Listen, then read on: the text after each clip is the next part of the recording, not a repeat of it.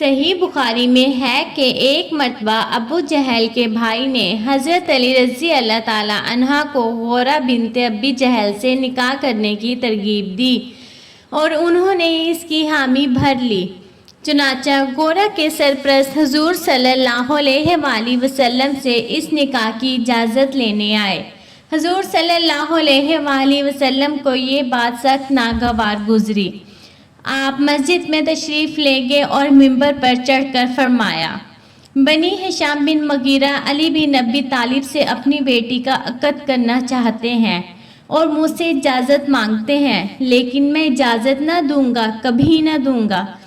البتہ علی میری بیٹی کو طلاق دے کر ان کی لڑکی سے نکاح کر سکتے ہیں۔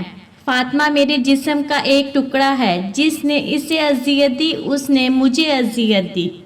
اس کے بعد اپنی دوسری بیٹی حضرت زینب اور ان کے شوہر حضرت ابو العاص بن ربیع کی طرف اشارہ کرتے ہوئے فرمایا، اس نے مجھ سے جو بات کہی اس کو سچ کر دکھلایا اور جو وعدہ کیا وفا کیا، اور میں حلال کو حرام اور حرام کو حلال کرنے نہیں کھڑا ہوا، لیکن خدا کی قسم اللہ کے رسول کی بیٹی اور اللہ کے دشمن کی بیٹی دونوں ایک جگہ جمع نہیں ہو سکتی۔